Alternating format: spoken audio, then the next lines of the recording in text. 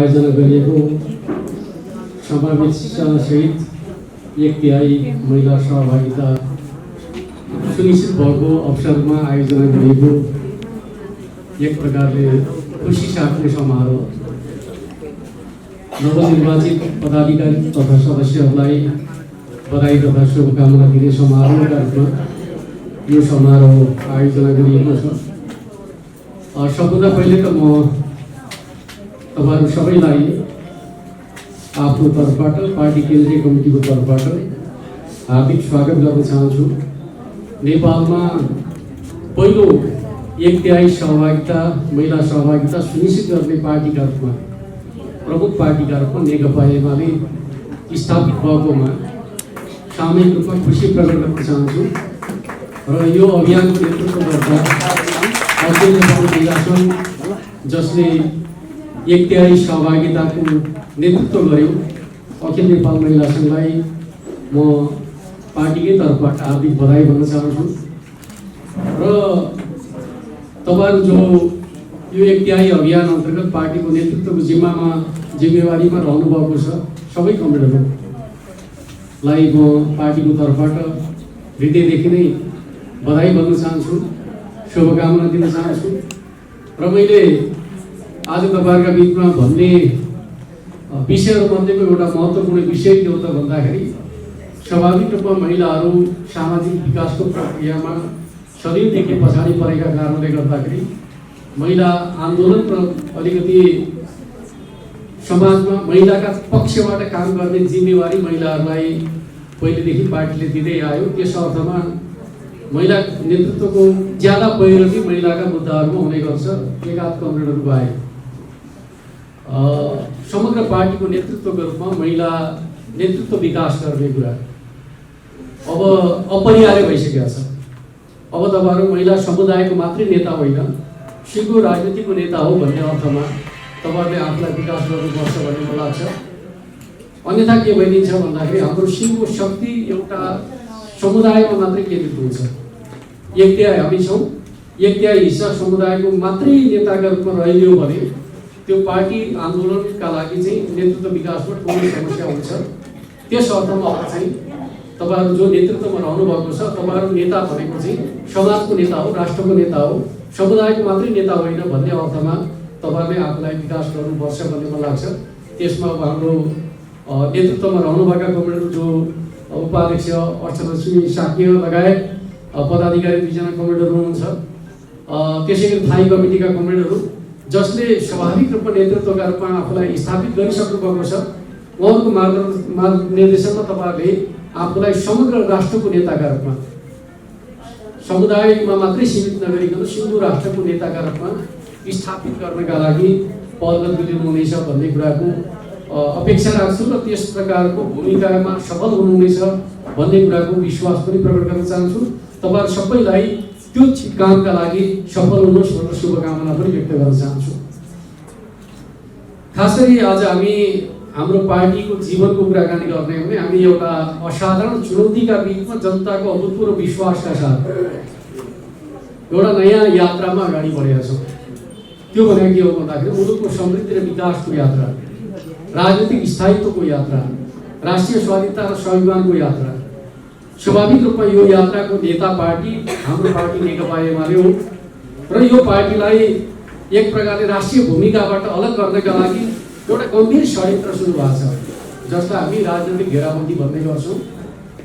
अब नेतृत्वमाथिको आक्रमणका रूपमा बुझ्ने गर्छौँ, पार्टीमाथिको घेराबन्दीका रूपमा बुझ्ने गर्छौँ।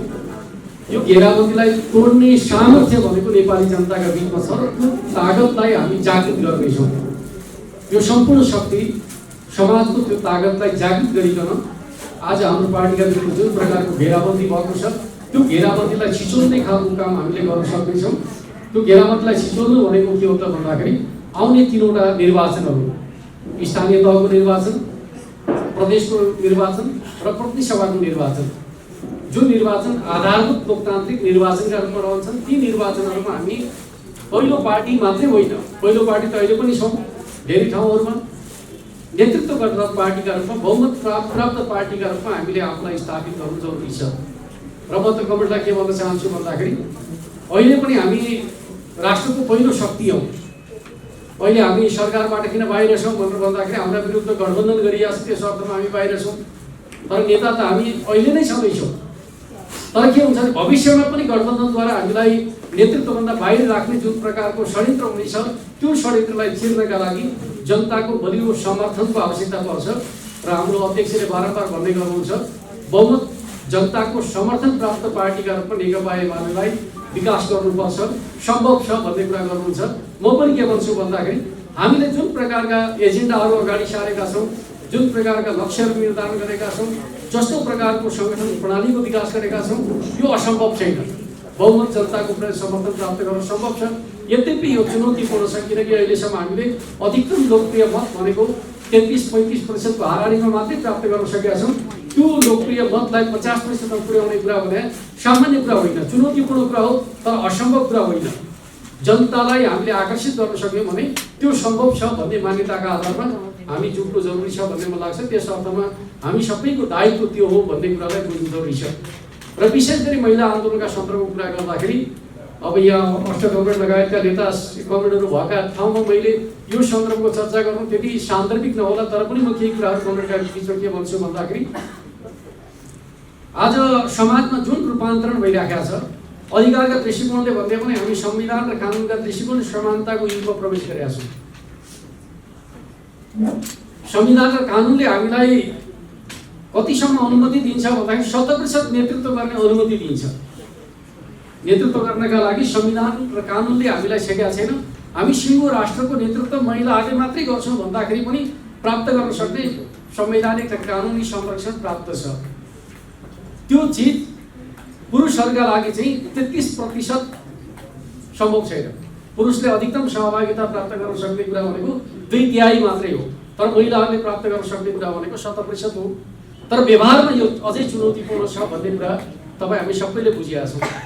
व्यवहारमा रहेको यो चुनौतीपूर्ण अवस्थालाई बदल्ने काम कसले गर्छ भनेको यही टिमले गर्नुपर्छ। अर्थात् यो 33% सहभागिता, 1/3 सहभागिता भन्ने कुराको जुन बाध्यकारी अवस्था छ, यो बाध्यकारी अवस्था समाजका हिसाबले भन्ने हो भने यो कुनै जरुरी चिज होइन। किन समाजमा आधीभन्दा बढी सङ्ख्यामा महिला कमरेडर हुनुहुन्छ र यदि राजनीतिक रूपमा जागृत र सङ्गठित हुने हो भने यो कानुनको आवश्यकतै पर्दैन। तर आज समाजमा यो कानुनको किन आवश्यकता पर्छ भन्दाखेरि त्यो अवस्थामा समाज अझै पुगेको छैन। त्यो अवस्थामा समाज नपुगेका कारणले गर्दाखेरि हामीले यो तागतलाई समाजको त्यो सामर्थ्य निर्माण गर्ने कुरामा प्रयोग गर्नु जरुरी छ भन्ने लाग्छ। त्यस अर्थमा अखिल नेपाल महिला सङ्घको मुख्य जिम्मेवारी के हो त भन्दाखेरि मैले कमरेडलाई भन्छु, जो केन्द्रीय कमिटीका सदस्य हुनुहुन्छ, तपाईँहरूले सिङ्गो राष्ट्रको नेता हुने हिसाबले अगाडि बढ्ने। तर अखिल नेपाल महिला सङ्घका हकमा म के भन्छु भन्दाखेरि तपाईँहरूको विशेष जिम्मेवारी के हो त भन्दाखेरि त्यो 33% आरक्षणको जुन एउटा प्रबन्ध छ, त्यो प्रबन्धको आवश्यकतै नपर्ने गरी महिलाहरूलाई सशक्तिकरण गर्ने। यो काम गर्न सक्यो भने अनिमसनको सान्दर्भिकता र सार्थकता पुष्टि हुन्छ। त्यसपछि अखिल नेपाल महिला सङ्घ बनाइरहनै पर्छ। अखिल नेपाल महिला सङ्घ त्यति बेलासम्म जरुरी पर्छ जति बेलासम्म चाहिँ समाजमा महिलाहरूका लागि विशेष व्यवस्था गर्नुपर्ने अवस्था रहन्छ। त्यति बेलासम्म अखिल नेपाल महिला सङ्घको आवश्यकता पर्छ। नेतृत्व विकासका लागि पछि पनि राखौँला, तर सामाजिक आन्दोलनका रूपमा त्यसको औचित्य के हुन्छ भन्दाखेरि व्यावहारिक रूपमा समानताको फेजमा नपुग्दासम्म अखिल नेपाल महिला सङ्घको भूमिका भनेको त्यो व्यावहारिक समानतातर्फ समाजलाई डोर्याउने कुरामा तपाईँहरूको भूमिका योगदान महत्त्वपूर्ण हुन्छ भन्ने कुरालाई बुझ्नु जरुरी छ भन्ने कुरा म तपाईँहरूका बिचमा राख्न चाहन्छु। किनकि मैले यो नेकपा एमालेको नेतृत्वमा रहनुभएका कमरेडलाई सबैको नेता बन्ने भन्ने कुरा गर्दाखेरि अनिमसङ्घले पनि अहिले सबैको नेता बन्ने भन्ने खालको कुरा गर्दाखेरि सम्भव छैन, उचित पनि हुँदैन। अनिमसङ्घले गर्ने सार्थक सहभागिताको अर्थात् त्यो सामर्थ्य निर्माण गर्ने कुरामा महिला सशक्तिकरण र महिला विकासका सन्दर्भका बारेमा भूमिका खेल्ने कुराको आवश्यकता अझै पनि छ भन्ने कुरालाई आत्मसात गरिकन अखिल नेपाल महिला सङ्घले त्यो प्रभावकारी भूमिका निर्वाह गर्नुपर्छ भन्ने मलाई लाग्छ। हामीले केन्द्रीय कमिटीको बैठकका माध्यमबाट जनसङ्गठनहरूको सुदृढीकरण सम्बन्धी एउटा नीतिगत निर्णय पनि गरेका छौँ। मैले आज तपाईँहरूका बिचमा यो सन्दर्भमा भन्नै पर्छ। त्यो नीतिगत निर्णयको मकसद के हो त भनेर भन्दाखेरि अब तपाईँहरू अधिवेशनको यात्रातर्फ प्रवेश गर्नुपर्छ। त्यसका लागि स्वाभाविक रूपमा चाहिँ के हो त भन्दाखेरि अनिमसङ्घको सदस्यता विस्तार गर्ने कुरा जरुरी छ। अहिले कस्तो छ भन्दाखेरि जो एमाले त्यही अनिवार्य भन्ने छ, अलिकति यसलाई बदल्नुपर्छ। अनिवार्य नेकपा एमालेको सङ्गठनात्मक दायराभन्दा फराकिलो छ भन्ने कुराको सामर्थ्य तपाईँहरूले निर्माण गर्नुपर्छ। हरेक घरमा अनिवार्य पुग्नुपर्छ यो हिसाबले, किनकि चाहे त्यो काङ्ग्रेससँग सम्बद्ध परिवार होस्, महिलाका मुद्दामा अनिवार्य भन्दा बलियो शक्ति अर्को छैन भन्ने कुराको अनुभूति हरेक महिलाहरूले गर्नुपर्छ। राष्ट्रिय मुद्दाहरूमा अनिवार्य त्यो सामर्थ्य राख्छ। त्यस अर्थमा जुनसुकै राजनीतिक आस्था राख्ने मान्छेका बिचमा पनि अनिवार्य पुगेर उसलाई रूपान्तरण गरेर एमाले बनाउने खालको काम तपाईँहरूले गर्नुपर्छ। त्यस अर्थमा पहिलो काम भनेको सदस्यता विस्तार गर्ने कुरालाई तपाईँहरूले केन्द्रीय प्रश्न बनाउनुपर्छ। अर्कोतर्फ चाहिँ कमिटी विस्तार गर्ने कुरा। अहिले मोटामोटी के छ भन्दाखेरि हामीले पालिका स्तरसम्म कमिटी बनायो भने सफल भयो भन्ने प्रकारको मनोविज्ञान छ। यो पालिका स्तरको कमिटीले मात्रै पुग्दैन। म तपाईँलाई के भन्छु भन्दाखेरि तपाईँहरूले आफ्नो कमिटीको सञ्जाललाई पार्टीको भन्दा पनि अझ विस्तृत रूपमा विकास गर्न सक्नुहुन्छ। त्यो भनेको चाहिँ के हो त भन्दाखेरि आज गाउँपालिका र नगरपालिकाहरूले जुन प्रकारले विकासका लागि चाहिँ टोल विकास संस्थाहरू निर्माण गरेका छन्, त्यो टोल विकास संस्थासम्म पनि अखिल नेपाल महिला सङ्घ पुग्नु जरुरी छ, ताकि त्यो विकासको काममा महिलाहरूको सक्रिय सहभागिता निर्माण गर्न सकियोस्। जहाँ विकासका काम हुन्छ त्यहाँ महिलाहरूको सार्थक हस्तक्षेप हो, यहाँबाट हो इम्पावर हुने प्रक्रियाको सुरुवात। त्यस अर्थमा तपाईँहरूले सङ्गठन सञ्जाललाई कहाँ विस्तार गर्ने, आजभोलि के हुन्छ भन्दाखेरि कमिटीका लागि मात्रै हुने खालको जुन अवस्था छ त्यो किन भइरहेको छ भनेर भन्दाखेरि विकासका अङ्गहरूसँग अखिल नेपाल महिला सङ्घले आफूलाई सार्थक रूपमा जोड्न सकेका छैन। त्यस अर्थमा के काम गर्ने भनेर भन्दाखेरि सधैँभरि बस्यो, छलफल गर्यो, काम के भन्दाखेरि काम सिर्जना गर्न सकिएको छैन। त्यस अर्थमा मेरो कमेन्टसँग आग्रह अनुरोध के छ त भन्दाखेरि विकासका क्रियाकलापसँग हस्तक्षेप गर्ने खालका संरचनाहरूको निर्माण गर्नुभयो भने स्वाभाविक रूपमा राज्यका जति निकायहरू छन्, काम गर्ने निकाय छन्, त्यहाँ महिलाहरूको उपस्थिति र महिलाहरूको सार्थक हस्तक्षेप यो खालको नीति अन्तर्गत जानुभयो भने अखिल नेपाल महिला सङ्घ स्वाभाविक रूपमा समाजको नेताका रूपमा महिला शक्तिको विकास गर्ने कुरामा सफल हुन्छ भन्ने मलाई लाग्छ। त्यो बाटोबाट तपाईँहरू जानु जरुरी छ। अर्कोतर्फ हामीले चाहिँ फाल्गुन मसान्तसम्म सबै तहका जनसङ्गठनहरूको अधिवेशनहरू सम्पन्न गरिसक्ने भनेका छौँ। तपाईँहरूले अरू कुनै सेड्युल बनाउनु भएको छ भने त्यसलाई पनि रिअर्गनाइज गर्न म अनुरोध गर्छु। किन भन्दाखेरि वैशाखमा निर्वाचन हुने सम्भावना छ, त्योभन्दा अगाडि नै हामी हरेक प्रकारले साङ्गठनिक रूपमा व्यवस्थित हुनु जरुरी छ।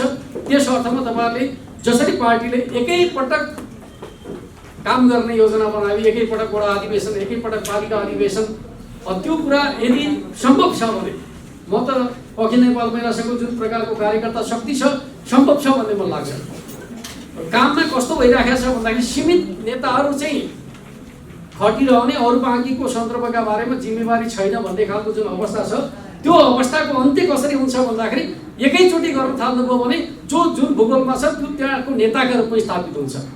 सबै ठाउँ प्रमुख अतिथिका रूपमा केन्द्रीय नेता नै खोज्नुपर्ने जुन प्रकारको अहिलेको ढाँचा छ त्यो ढाँचा अन्त्य हुन्छ। त्यसपछि नेताहरू केमा केन्द्रित हुनुहुन्छ? कार्ययोजना निर्माण गर्ने कुराहरूमा, वैचारिक नेतृत्व गर्ने कुराहरूमा। यो खालको काममा केन्द्रीय टिम परिचालित हुन्छ, तर सङ्गठन परिचालन गर्ने खालको काम हरेक तहका नेताहरू स्वयं आफैले गर्नुभयो भने नेतृत्वको रूपमा तपाईँहरूको विकास सम्भव हुन्छ भन्ने मलाई लाग्छ। त्यो हिसाबले अब हामीले अखिल नेपाल महिला सङ्घलाई व्यवस्थित गर्ने खालको काम गर्नुपर्छ भन्ने खालको कुरा म तपाईँहरूका बिचमा राख्न चाहन्छु।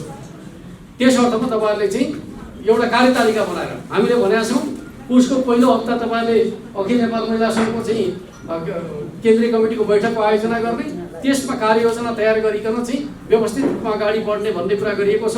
यो बैठक स्वाभाविक रूपमा अहिले तोकिएका इन्चार्ज सहइन्चार्जहरूको नेतृत्वमा तपाईँले आयोजना गर्नुहुनेछ, कार्ययोजना तयार गर्नुहुनेछ, त्यसका आधारमा अगाडि बढ्नुहुनेछ भन्ने कुराको अपेक्षा म गर्छु। त्यस अर्थमा तपाईँहरूले स्वाभाविक रूपमा तयारीको कामहरू अगाडि बढाउनुहुनेछ।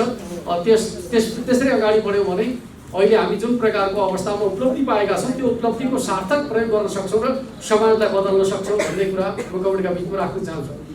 हामी राजनीतिक रूपमा बलियो शक्तिका रूपमा निर्माण भएका छौँ, बलियो पार्टी छौँ, बलियो सङ्गठन छौँ। अनिमा सङ्घ नेपालका महिलाहरूका सङ्गठनहरूमध्येको सबभन्दा बलियो सङ्गठनका रूपमा स्थापित छ, तर यो बलियो भएर मात्रै पुग्दैन। त्यसको उद्देश्य के हो त भन्दाखेरि समाजलाई बदल्ने हो, समाजलाई बदल्न सक्छौँ हामी बलियो हुनुको अर्थ हुन्छ, समाजलाई बदल्न सक्दैनौँ हामी बलियो हुनुको अर्थ हुँदैन। त्यसर्थ मेरो कमेन्टसँग आग्रह के छ त भन्दाखेरि हाम्रो उद्देश्य भनेको समाजलाई बदल्ने हो। त्यो बदलिएको समाजको उद्देश्य के हो त भन्दाखेरि समाजवादको निर्माण गर्ने हो। फेरि समाजलाई कुन दिशातर्फ बदल्ने? समाज त बदलिन्छ, सही बाटोमा बदलिन्छ कि गलत बाटोमा बदलिन्छ, निरन्तर समयको क्रममा समाज बदलिन्छ, यसमा कुनै शङ्का छैन। तर हाम्रो उद्देश्य के हो त भन्दाखेरि समाजलाई छिटो बदल्ने र त्यो छिटो बदल्ने बाटो चाहिँ सही दिशातिर बदल्ने, अर्थात् समाजवादतर्फ बदलिने। र त्यसका लागि हामीले हाम्रो राजनीतिक कार्यदिशा तय गरेका छौँ। त्यो राजनीतिक कार्यदिशा भनेको के हो त भन्दाखेरि समाजवादको आधार तयार गर्ने।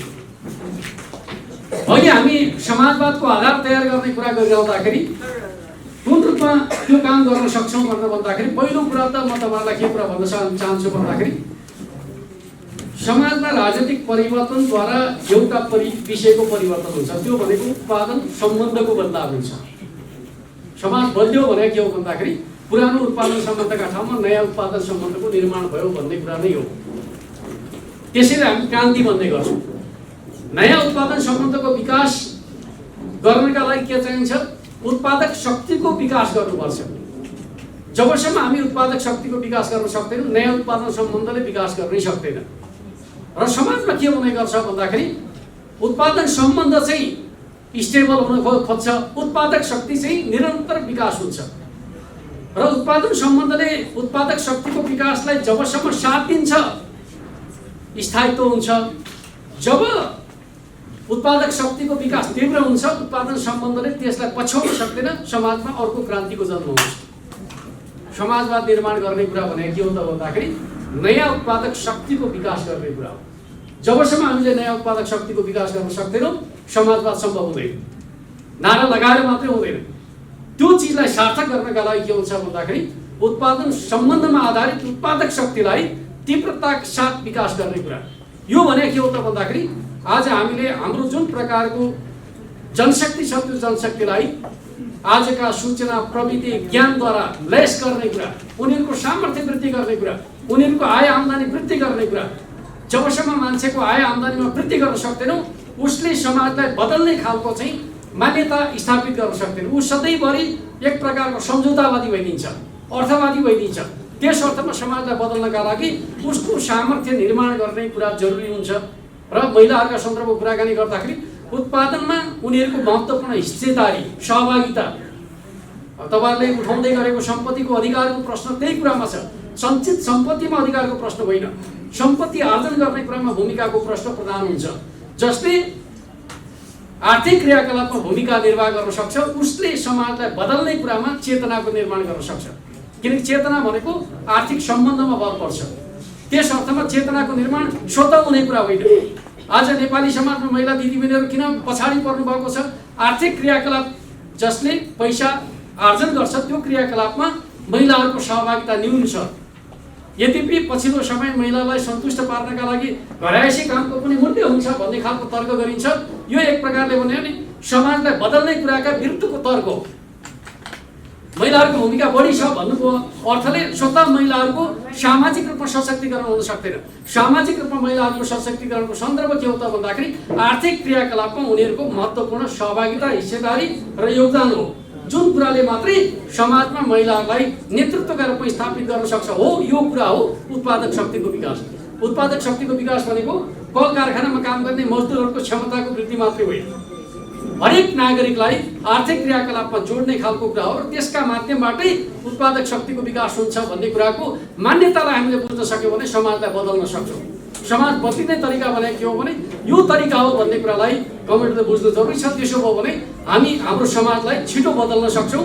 र यो समाजलाई बदल्ने कुराका सन्दर्भको एउटा महत्त्वपूर्ण पक्ष भनेको के हो त भन्दाखेरि सामाजिक आन्दोलन हो। राजनीतिक आन्दोलन त्यसको नेतृत्व गर्दा हो।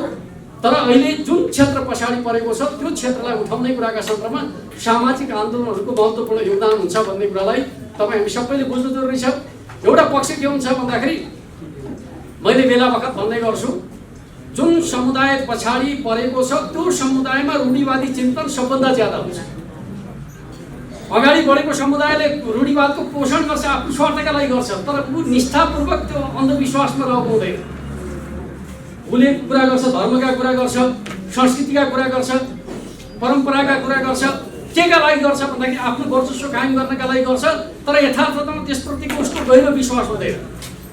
तर महिलाहरूका सन्दर्भमा कुराकानी गर्दाखेरि के हुन्छ भन्दाखेरि परिवर्तनको प्रगतिशील आन्दोलनमा लागेका महिलाहरूमा पनि आस्था र विश्वासका हिसाबले भन्यो भने परम्परावादले ज्यादा गाँजा छ। जबसम्म महिला नेतृत्वका कमरेडहरू यो परम्परावादको सङ्कीर्णताबाट माथि उठ्न सक्नुहुन्न, समाजलाई बदल्ने कुराको सामर्थ्य निर्माण गर्ने कुरा कठिन हुन्छ। त्यसर्थ मेरो कमरेडसँग भनाइ के छ भन्दाखेरि प्रगतिशील विचारधाराद्वारा लैस पार्ने कुरा यो दुईटा तरिकाबाट हुन्छ। तपाईहरुको निरन्तरको सामाजिक आन्दोलनको सक्रियताबाट प्रगतिशील विचारको पक्षपाती बन्नुहुन्छ तपाईहरु। अर्कोतिर चाहिँ अध्ययनको प्रक्रियाद्वारा तपाईहरुले आफूलाई समृद्ध बनाउन सक्नुहुन्छ। तर के देखिन्छ भन्दाखेरि हाम्रो नेपाली समाजमा पछिल्लो समयमा अध्ययनको प्रवृत्ति आम रूपमा घटेको छ। त्यसमाथि दिदीबहिनीहरूको अध्ययनको प्रवृत्ति कम छ र सजिलै के भन्ने चलन छ भन्दाखेरि समय छैन भन्ने खालको कुरा छ। तर समाजलाई बदल्ने हो भने समय छैन भनेर चाहिँ ज्ञानबाट वञ्चित भयो भने त पछाडि परि हुन्छ। मुख्य कुरा भनेको समाजलाई नेतृत्व गर्ने भनेको चेतनाले नेतृत्व गर्ने कुरा हो भन्ने कुरालाई हामीले बुझ्नु जरुरी छ। जति तपाईहरु अध्ययनशील बन्नुहुन्छ, जति तपाईहरु संघर्षशील बन्न सक्नुहुन्छ, त्यति नै नेतृत्वकारी क्षमताको विकास हुन्छ भन्ने कुरालाई बुझ्नु जरुरी छ। यो अवसर जुन हामीले कानुनका माध्यमबाट, आन्दोलनका माध्यमबाट प्राप्त गरेका छौं, यो अवसरलाई व्यवहारमा स्थापित गर्ने कुरा चाहिँ यति बेलाका लागि तपाईहरुको अभियान हो, चुनौती पनि हो। त्यसले भोलिको पुस्ताका लागि चाहिँ ठाउँ कति दिन्छ भन्ने कुरा तपाईहरुको भूमिकामा भर पर्छ। तपाईहरु आफ्ना लागि मात्रै गरिराख्नु भएको छैन, नयाँ पुस्ताका लागि बाटो देखाउने कुरा तपाईहरुको भूमिकामा भर पर्छ। अन्यथा आज हामीले जे प्रयोग गरेका छौं यो असफल भयो भनेर तर्क गर्नेहरू अगाडि आउँदैछन्। यो चिजलाई तपाईहरुले स्वाभाविक रूपमा चुनौतीका रूपमा लिनुपर्छ भन्ने कुरा म तपाईहरुका बिचमा राख्न चाहन्छु। हो, हामीले अभ्यास गरेका केही सकारात्मक पक्षहरू छन्। ठूलो संख्यामा स्थानीय सरकारहरूमा महिलाहरूको सहभागिता छ। यो चिजलाई नेतृत्व विकासको अवसरका रूपमा तपाईहरुले सफलतापूर्वक प्रयोग गर्नुभयो भने त्यो ठाउँ पनि आफैमा एउटा महत्त्वपूर्ण ठाउँ छ। र अहिले हामीले पार्टीका संरचनाहरूमा जुन प्रकारले महिला नेतृत्वको विकास गरेका छौं त्यो चिज अझ महत्त्वपूर्ण छ।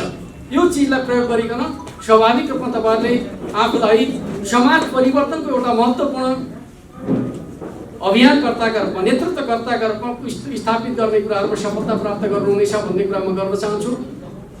अहिले हाम्रो आन्दोलनका सन्दर्भमा भन्दै भने चुनौतीका रूपमा हामीले दुईटा चुनौती राजनीतिक रूपमा किटान गरेका छौं। एउटा चुनौती दक्षिणपन्थी अवसरवाद। यो दक्षिणपन्थी अवसरवाद कस्तो रहेछ? पुरा क्रान्तिकारिका गर्ने तर आफ्नो स्वार्थमा धक्का लाग्ने बित्तिकै त्यो क्रान्तिको आदर्शबाट च्युत भएर दक्षिणपन्थीको सेवामा समर्पित गरिहाल्ने, यो इतिहासको शिक्षा हो। उग्रताको कुरा गर्नेहरू अन्त्यमा दक्षिणपन्थी अवसरवादको शिकार हुन्छन् भनेर चाहिँ हाम्रा अग्रजहरूले भन्ने गरेका थिए। त्यो चिज आज माओवादी आन्दोलनका सुप्रिमो ठानिने पुष्पलाल प्रचण्डको जीवनमा पनि देखियो। हाम्रै आन्दोलनको लामो समयको नेताका रूपमा रहनुभएका माधव नेपाल जसलाई हामीले 3 कार्यकाल पार्टीको प्रमुखका रूपमा चाहिँ जिम्मेवारी सुम्प्यौं, उहाँलाई नेता मान्यौं। उहाँले पनि आफ्नो जीवनमा त्यो चिजलाई प्रकट गर्नुभयो। इतिहासमा धेरै महत्त्वपूर्ण योगदान गर्नुभयो होला उहाँले। तर आज उहाँले गरेको काम के हो त भन्दाखेरि हामीले भन्यौं 62-63 को परिवर्तन पछाडि अब समाज कहाँ जाने भन्ने कुराका सन्दर्भमा दुईटा कित्ताका बीचमा बाँडिँदैछ। एउटा समाजवादतर्फको यात्रा, एउटा पुँजीवादतर्फको यात्रा। पुँजीवादतर्फको यात्राको नेतृत्व कांग्रेसले गर्छ भनेर भन्यौं। आज प्रचण्ड र माधव नेपालहरू कांग्रेसलाई नेता बनाएर चाहिँ कम्युनिस्ट आन्दोलनलाई कमजोर पार्ने कुराको मिसनमा लाग्नु भएको छ भनेपछि दक्षिणपन्थी अवसरवाद भने यही हो। यसमाथि विजय हासिल गर्ने कुरा यति बेलाको राजनीतिको एउटा मकसद हो भन्ने कुरालाई बुझ्नु जरुरी छ।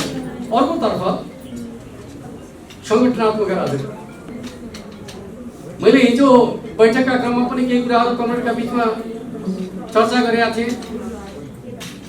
म फेरि पनि दोहोऱ्याएर के भन्न चाहन्छु त भन्दाखेरि हाम्रो आन्दोलनभित्र योग्यता क्षमता भएका हजार कार्यकर्ताको पङ्क्ति छ। झापा विद्रोहबाट हुर्केको पुस्ता हामीसँग छ। 32 सालको विद्यार्थी आन्दोलनबाट हुर्केको पुस्ता हामीसँग छ। 36 सालको विद्यार्थी आन्दोलन र त्यति बेलाको वर्ग सङ्घर्षबाट हुर्केको पुस्ता छ। 46 सालको आन्दोलनबाट हुर्केको पुस्ता हामीसँग छ। 62-63 के पुस्ता पनि नेतृत्वका लागि योग्य भइसकेका छ। आज मानिसहरूका मनमा के गुनासा असन्तुष्टिहरू छन् भन्दाखेरि मैले जिम्मा पाएँ, वा फलानुले जिम्मा पाए मैले जिम्मा पाइनँ भन्ने खालको गुनासाहरू ज्यादा छन्। म के भन्छु भन्दाखेरि निश्चित ठाउँ भइसकेपछि त्यो ठाउँको पूर्ति निश्चित व्यक्तिले मात्रै गर्न सक्छन् पाउँछन्। त्योभन्दा बढी योग्यताका सन्दर्भमा कुरा हुन्छ। जसरी तपाईँले कुनै छोलीमा केही चिज भर्न खोज्नुभयो भने एकैचोटि सबै चिज त आँट्दैन, जति आँट्छ त्यतिले भरिहाल्छ, त्यसपछि अरू बाँकी त बाँकी नै हुन्छ नि, हुँदैन। मानापाती भर्नु पर्यो भने तपाईँले चाहिँ अन्नलाई भर्न थाल्नुभयो भने त्यो मानापातीभित्र चाहिँ जति आँट्छ आँट्छ, नआँट्ने त आँट्दैन त। यस्तै हो राजनीतिक आन्दोलनभित्र चाहिँ धेरै योग्यहरू भइसकेपछि सबै एकैचोटि सम्भव हुँदैन भन्ने कुरालाई बुझ्नु जरुरी छ। जति बेला त्यो पाथी खन्याउँछौँ फेरि अर्कोको लागि ठाउँ तयार हुन्छ। त्यसमा धैर्यता राख्नुपर्छ। जिम्मेवारी प्राप्त गर्न सकिएन भनेर चाहिँ अधैर्य हुने बित्तिकै आन्दोलनबाट पछि पर्छ। धैर्यता राख्यो भने फेरि अवसर आउँछ भन्ने कुरालाई सबैले बुझ्नु जरुरी छ भन्ने कुरा म राख्न चाहन्छु। र मुख्य कुरा के हो त भन्दाखेरि पद मुख्य कुरा होइन। मलाई धेरै सम्झना छ पदमा रहेकाहरूभन्दा पदभन्दा बाहिर रहेकाहरूले आन्दोलनका सन्दर्भमा महत्त्वपूर्ण भूमिका निर्वाह गरेर देखिन्छ र उहाँहरू एक प्रकारले भन्ने भने समाजको नेताका रूपमा पार्टीको नेताका रूपमा स्वीकार्य भइसक्नु भएको हुन्छ। त्यस अर्थमा मुख्य प्रश्न त के रहेछ भन्दाखेरि हामीले जुन क्षेत्रको जिम्मा पाउँछौँ त्यहाँ आफूलाई खरो साबित गर्ने कुरा। यदि तपाईँहरू कोही अखिल नेपाल महिला सङ्घको नेतृत्वमा हुनुहुन्छ, पार्टीको जिम्मा पाउनु भएको छैन, चिन्ता गर्नुपर्ने विषय केही छैन। तपाईँलाई काम गर्ने मैदान अखिल नेपाल महिला सङ्घले प्रदान गरेकै छ। हो पार्टीको हुँदाखेरि समग्र कामको नेतृत्व गर्न पाइन्थ्यो भन्ने कुरा हो, तर आधी आकाशको नेतृत्व गर्ने ठाउँ त अखिल नेपाल महिला सङ्घले प्रदान गरेकै छ भनेर त्यसमाथि भरोसा गर्नुभयो भने नेतृत्वका रूपमा तपाईँको विकासलाई के नै छेक्छ, केही नै छेक्नै सक्दैन। त्यो प्रकारको आत्मविश्वास पनि राख्नुपर्छ भन्ने मलाई लाग्छ। त्यस अर्थमा कुनै ठाउँ विशेषको जिम्मा पायो भने जिम्मा पाएको ठान्ने, अन्यथा जिम्मा छैन भन्ने खालको कुरा गर्नु हुँदैन भन्ने कुरा पनि म कमेन्टका बिचमा राख्न चाहन्छु। अर्कोतर्फ मैले कमेन्टसँग अनुरोध गर्न चाहेको पक्ष के हो त भन्दाखेरि सङ्गठनात्मक अराजकताको सन्दर्भमा कुरा गर्दाखेरि एक कारणले गर्दाखेरि सङ्गठनात्मक अराजकता प्रकट हुँदो रहेछ। त्यो भनेको के हो? ठुलो राजनीतिक परिवर्तन, ठुला शक्तिहरूका बिचमा आन्तरिक द्वन्द्व र राष्ट्रिय शक्तिका बिचमा प्रमुख पार्टीहरूका बिचमा अन्तर्कलह भयो भने सोसियल एनार्किजमको सिम्टमहरू देखिँदो रहेछ। समाजमा अराजकता किन हुन्छ भन्दाखेरि यो तीनवटा कारणले समाजमा अराजकता पैदा हुन्छ। त्यो सामाजिक अराजकताले सङ्गठनात्मक अराजकतालाई जन्माइदिन्छ। हो आज हाम्रो समाजमा सामाजिक अराजकताका प्रवृत्तिहरू छन्। त्यो सामाजिक अराजकताको प्रवृत्तिहरूले सङ्गठनात्मक अराजकता जन्माइदिएको छ। चित्त बुझेन भने बाहिर गइहाल्ने, कुरा बोलिहाल्ने, त्यसले कुनै योगदान गर्छ? व्यक्तिका गुनासाहरूले समाज परिवर्तनमा कुनै योगदान गर्छ? त्यो कुरा के हो त भन्दाखेरि पार्टीप्रति अनास्था पैदा गर्ने कुरा मात्रै हो। व्यक्तिले आफ्नो गुनासा सार्वजनिक गर्दाखेरि प्राप्त हुने चिज के हो भन्दाखेरि केही छैन। पार्टीभित्र आफ्ना कुरा राख्न मिल्छ, कमिटीभित्र राख्न मिल्छ, पार्टीभित्र राख्न मिल्छ, नेतृत्वसँग राख्न मिल्छ। त्यही चिजलाई तपाईँले सार्वजनिक गर्नुहुन्छ भने जुन आन्दोलनमा तपाईँ लाग्नु भएको छ त्यो आन्दोलनप्रति त्यसले नकारात्मक भूमिका निर्वाह गर्छ। हाम्रो उद्देश्य समाजलाई बदल्ने हो। तपाईँ हामीले गर्ने व्यक्तिगत गुनासाले समाज परिवर्तनको उद्देश्यलाई नकारात्मक असर पुर्याउँछ भने त्यस्ता कुराहरूबाट हर कोही जोगिनुपर्छ। तब मात्रै हामीले चाहिँ असल कार्यकर्ताका रूपमा, असल नेतृत्वकर्ताका रूपमा समाजमा योगदान पुर्याउन सक्छौँ भन्ने कुरालाई पनि बुझ्नु जरुरी छ भन्ने कुरा म कमेन्टका बिचमा राख्न चाहन्छु। अहिले हामीले हाम्रो पार्टी निर्माणका सन्दर्भमा यो विषयलाई पनि एउटा चुनौतीको विषयका रूपमा ग्रहण गरेका छौँ। त्यसमाथिको विजय हासिल गर्ने कुरा पनि एउटा महत्त्वपूर्ण जिम्मेवारीको विषयका रूपमा रहेको छ। अर्कोतर्फ मैले कमेन्टका बिचमा भन्नुपर्छ समाजवादको आधार तयार गर्ने सन्दर्भको कुरा गर्दाखेरि अरू दुईवटा पक्ष चाहिँ चुनौतीका रूपमा रहन्छ। एउटा हाम्रो निर्वाहमुखी पछौटे उत्पादन सम्बन्ध जसले हामीलाई अगाडि बढ्ने यात्रामा बाधा पुर्याउने गर्छ। निर्वाहमुखी कृषि अर्थतन्त्र, निर्वाहमुखी व्यापार प्रणाली, निर्वाहमुखी सामाजिक सम्बन्धहरू एक प्रकारले भन्नुहुन्छ भने हामीलाई अगाडि बढ्ने सपना देखाउन सक्दैन। त्यसले गुजारा गर्ने कुराहरूमा मात्रै यति सक्षम मान्छेलाई के गरिदिन्छ भन्दाखेरि यो प्रकारको उत्पादन पद्धतिले जे छ त्यसैमा सन्तोष गर्ने बनाइदिन्छ। असन्तोष समाजमा प्रकट गर्ने कुरा चाहिँ त्यो पनि गलत कुरा हो र जे छ त्यसैमा सन्तोष गर्ने कुरा पनि प्रगतिको बाधक।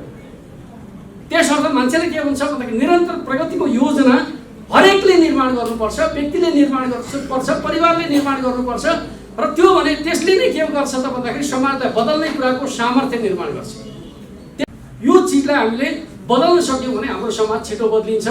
यो समाजलाई छिटो बदल्ने तरिका भनेको यो प्रकारको ढाँचाबाट हो। यता यो माइक्रो डेभलपमेन्टको कन्सेप्ट हो। एकैचोटि ठुल्ठुला परिवर्तनहरू यसले ल्याउँदैन, तर त्यसले समाजलाई जुरुक्कै उठाउँछ।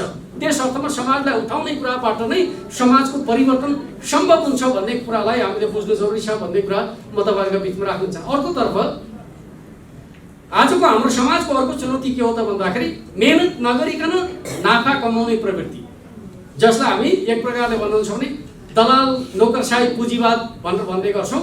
यो खालको प्रवृत्ति समाजमा जुन प्रकारको हुर्कदै छ, अब हाम्रो गाउँघरतिर सट्टेबाजीका कुराहरू, मिटर ब्याजका कुराहरू, आजभोलि सेयर बजारै कस्तो देखिन्छ भन्दाखेरि एक प्रकारले चाहिँ जुवाको खाल जस्तो भइराखेको छ। यो प्रकारका प्रवृत्तिहरूले हाम्रो समाजको एउटा पुँजी निर्माणको स्थायित्वको प्रणालीलाई विकास गर्न दिँदैन। त्यस अर्थमा हामीले पुँजी निर्माणका सन्दर्भमा के हुन्छ भने उत्पादनशील पुँजी निर्माण गर्यो भने समाज निरन्तर प्रगतितर्फ जान्छ। यो दलाल पुँजी भनेको के हुन्छ भन्दाखेरि पुँजीको पुनर्निर्माण हुँदैन। पुँजीको पुनर्निर्माण गर्न नसक्ने, पुनर्लगानी गर्न नसक्ने पुँजीले समाजका लागि विकासको घातक हुन्छ। जसले सञ्चय गर्छ ऊ ठाडो गर्न थाल्छ। समाजको प्रगतिशील विकास विचारमा त्यसले योगदान पुर्याउन सक्दैन। यो हाम्रो समाजवादको आधार तयार गर्ने कुराका सन्दर्भको चुनौतीका रूपमा, समस्याका रूपमा छ भन्ने कुरालाई हामीले महाधिवेशनको दस्तावेजमा सूत्रीकरण गरेका छौँ। त्यस अर्थमा म फेरि पनि भन्छु, हरेक कमरेडरसँग महाधिवेशनका 3वटा दस्तावेजहरू आफ्ना झोलामा राख्नुहोस्। फुर्सद मिल्यो भने पल्टाइहाल्नुहोस्। केही न केही ज्ञानका कुराहरू तपाईँहरूले हरेक पटक प्राप्त गर्न सक्नुहुन्छ। त्यस अर्थमा मेरो कमरेडसँग आग्रह के छ भन्दाखेरि पार्टीका जुन दस्तावेजहरू छन् त्यो तपाईँहरूको झोलामा आउनुपर्छ। मौका मिलेपछि पाना पल्टाइहाल्नुपर्छ। कस्तो हुन्छ, पढ्ने बानी छुटेपछि जाँगर चल्दैन। त्यो जाँगर चलाउने भनेको चाहिँ निरन्तर मेहनतबाटै हुने कुरा हो। त्यो निरन्तर मेहनत गर्ने खालको कुरामा तपाईँहरू सबैको ध्यान जानेछ भन्ने कुरा म गर्न चाहन्छु। अरू धेरै कुरा अवस्थ रहनुहुन्छ पछिसम्म। उहाँले चाहिँ अब तपाईँहरूलाई अनिमेसनको तर्फबाट जे कार्यक्रम आयोजना गर्नुभएको छ त्यो कार्यक्रमको समग्रतामा उहाँले नै अगुवाई गर्नुहुनेछ। म चाहिँ एउटा विशेष कार्यक्रम भएका कारणले गर्दाखेरि सुरुमै तपाईँहरूसँग बोलेर जान खोजेको हुँ। यति नै कुरा राखेर तपाईँहरू सबैलाई धन्यवाद। फेरि एकपटक सबैलाई बधाई गर्न चाहन्छु। तपाईँहरू सबैलाई कार्य सफलताको शुभकामना गर्न चाहन्छु। अर्कोपटक आउँदाखेरि हरेक योग्य नेतृत्वका रूपमा, समाजको नेताका रूपमा हामीले पाउनेछौँ। त्यो अपेक्षा र विश्वासका साथ शुभकामना भन्दै आफ्नो भनाइलाई टुङ्ग्याउँछु। धन्यवाद।